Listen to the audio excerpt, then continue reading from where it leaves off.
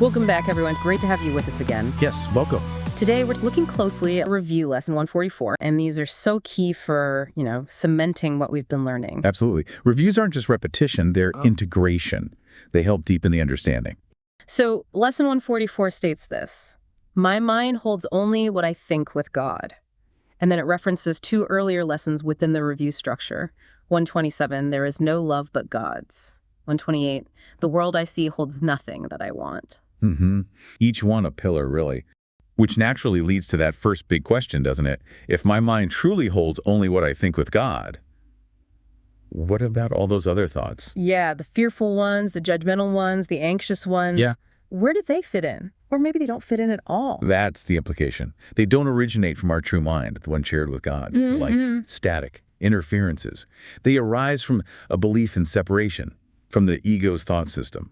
There is no love but God's. It's quite absolute. It is. It's uncompromising. Yeah. So what about all the things we call love in the world? Romance, family bonds, deep friendships. They often feel very real, but they can also be, conditional. They change. That's the key difference. Those worldly loves, they're often reflections, maybe glimpses or sometimes, frankly, quite distorted shadows of God's love. They get filtered through the ego, through fear of loss, possessiveness, the idea of specialness, which implies exclusion. God's love is total, unconditional, unchanging.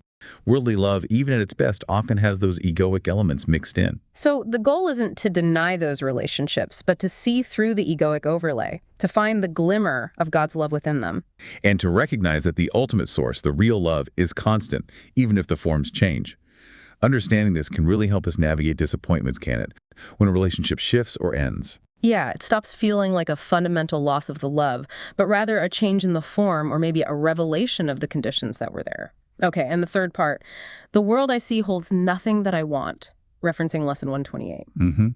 This builds on so much we've seen about the world. Lesson 12, I am upset because I see a meaningless world. Or lesson 32, I have invented the world I see. And even the flip side, lesson 29, God is in everything I see, which points beyond the surface appearance. It all points towards the idea that the world, as perceived by the ego, the world of separation, competition, gain, loss, is fundamentally illusory. It's a projection. And therefore, it can't offer lasting fulfillment. It holds nothing that our true self actually wants. Correct. Because what we truly want is the peace of God, the love of God, which isn't found in things or external achievements judged by the world's standards. When you really grasp the first 2 points, that your mind holds only God's thoughts and only God's love is real, the appeal of the ego's world just naturally fades. Okay, let's make this concrete. Think about someone, maybe an ambitious professional, really driven, possibly sacrificing their health or relationships for success. How does lesson 144 speak to them? Well, it directly challenges the premise of that ambition, doesn't it? The drive likely comes from ego thoughts. I need this achievement to be worthy. There's scarcity. I have to compete. Success equals happiness. Lesson 144 says, hold on. Hold on, because your true worth is inherent from God. True fulfillment isn't in that external validation. It's in aligning your mind with thoughts of God, thoughts of peace, love, shared purpose. The world's version of success, chased through ego, is ultimately empty. It's chasing shadows. It misunderstands where value is. Not out there, but in here, in the connection. Exactly. The invitation is to shift focus. Find a purpose aligned with love, not egoic striving. Okay, another example. Someone holding on to deep resentment. They feel completely justified. Maybe they were genuinely wronged. Lesson 144 is clear here too. There is no love but God's. Resentment, unforgiveness. These thoughts simply cannot coexist with the thoughts you think with God. They belong entirely to the ego's realm. Holding on to the grievance means choosing the ego's thought system over God's love. And spiritually, forgiveness is understood not as letting someone off the hook, but as releasing yourself from the pain, the poison of that resentment. It's aligning with reality, which is non-dualistic. Holding on to grievance is, in effect, attacking yourself, keeping yourself separate from peace. It's self-imprisonment, really. Okay, one more. The spiritual seeker. Someone who studies these ideas, maybe intellectually gets oneness, but still has this deep, nagging fear of death for themselves or losing loved ones. Ah, yes. Lesson 144 points to the root. Fear of death stems directly from the illusion of separation. If you identify with the eternal mind you share with God, death loses its sting. It's seen as a transition of form, not an end to being. True perception, which this lesson fosters, reveals death's illusory nature. Even if the fear feels incredibly real, it's a signal of where identification still lies. It's a pointer back to the truth of your invulnerable, eternal self. These examples really help ground the ideas. Now let's dig a bit deeper, maybe tackle some of those metaphysical questions we received. The first one was, if my mind truly holds only what I think with God, what does this imply about the origin and nature of thoughts that feel separate, fearful, or judgmental?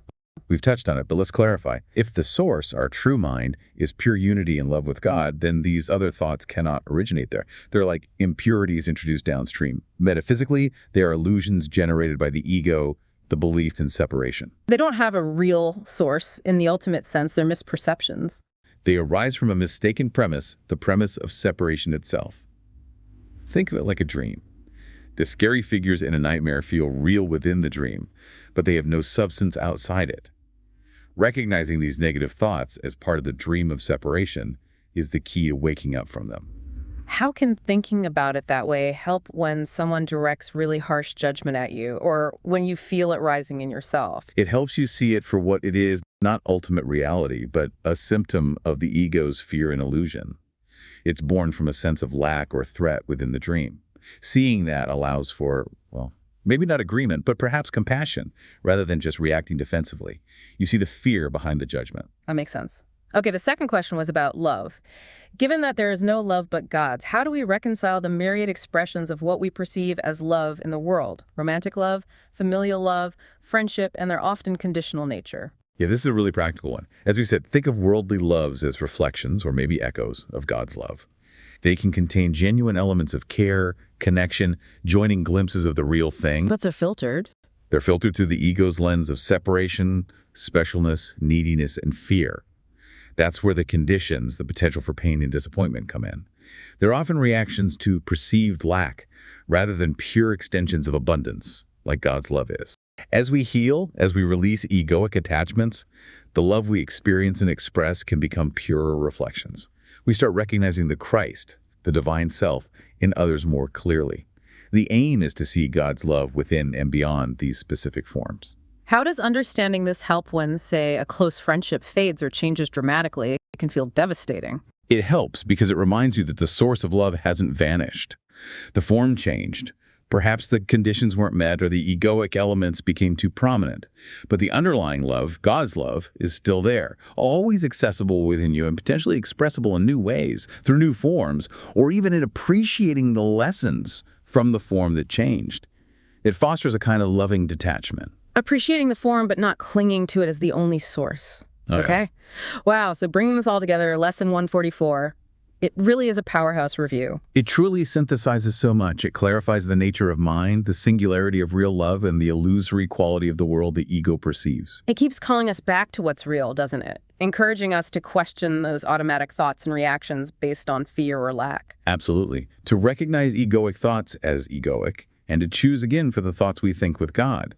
That alignment is where peace is found. It's this constant, gentle invitation to shift perception, to look beyond the appearances the world presents. So we've reached the end of this deep dive into lesson 144. Yeah, it was a really helpful one. I got a lot out of it. It's easy to tell ourselves to skip the reviews, but they're the perfect opportunity to reinforce what we've learned and foster an even deeper understanding. We'll be back tomorrow with lesson 145, which hints at a real world, a world we truly desire, just beyond what we're currently seeing. Let's take that peek together. To submit questions, comments, or feedback, you can email us at acim@theworldharmonyproject.org.